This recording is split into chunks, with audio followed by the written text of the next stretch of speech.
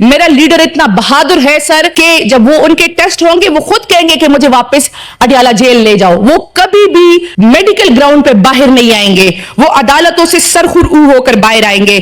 پھر یہ ماضی کی باتیں کرتے ہیں تو میں رانا ثناء اللہ صاحب کو کچھ یاد دہانیاں کروانی چاہتی ہوں کہ یہ حکومت کا فرض ہوتا ہے کہ وہ علاج کی فیسلٹیز دے.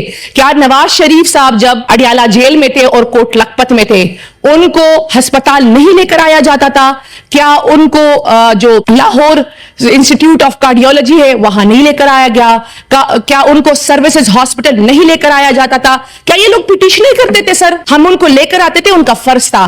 اسی نواز شریف صاحب کے لیے خواجہ حارث صاحب نے ایز اے وکیل سپریم کورٹ میں ایک پٹیشن کی اور کہا کہ نواز شریف صاحب کی سزا 6 ہفتوں کے لیے معطل کرے اور نواز شریف صاحب کو شریف میڈیکل سٹی شفٹ کرائے. سپریم کورٹ نے سر ان کی سزا معطل کی اور انہیں نواز شریف میڈیکل سٹی اور اس کے بعد جاتی عمرہ اور اس کے بعد لندن بھجوا دیا. سر یہ سپریم کورٹ کا فیصلہ ہے.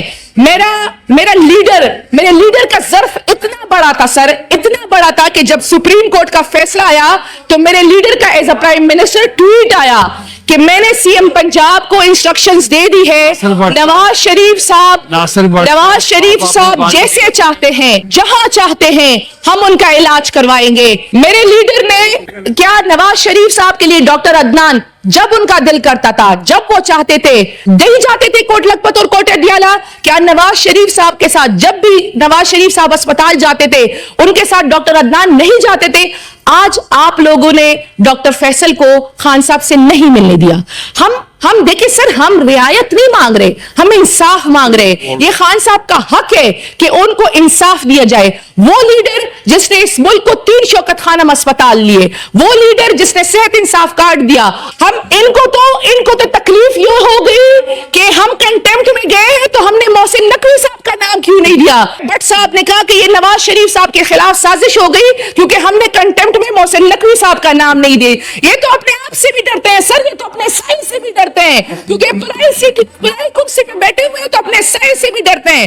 سر بات بڑی صاف سی ہے. میڈم آپ کا بہت شکریہ. جی سر مجھے کمپلیٹ کرنے دیں. آپ نے ڈاکٹر عظمیٰ صاحبہ کی پریس کانفرنس کی بات کی, آپ نے ڈاکٹر فیصل کی پریس کانفرنس کی بات کی. انہوں نے تو پریس کانفرنس صحت پہ کی ہے. اگر آپ ان کو شفا لے جاتے, ان کے میڈیکل ٹیسٹ کروا دیتے تو ہم نہ کرتے. ایسے تھوڑی ہو سکتا کہ آپ میڈیکل فیسلٹیز بھی نہ دیں, آپ بات بھی نہ کرنے دیں, آپ عدالتوں کے فیصلے بھی نہ مانے اور پھر آپ کہیں کہ جی ہم یہاں بیٹھے رہیں گے. بات بڑی صاف سی ہے سر, یا اس ملک میں عدالتوں کے فیصلے مانے جائیں گے, نہ یہ پھر ہم نہ ان کو مانیں گے نہ ان کی کسی چیز کو مانیں گے.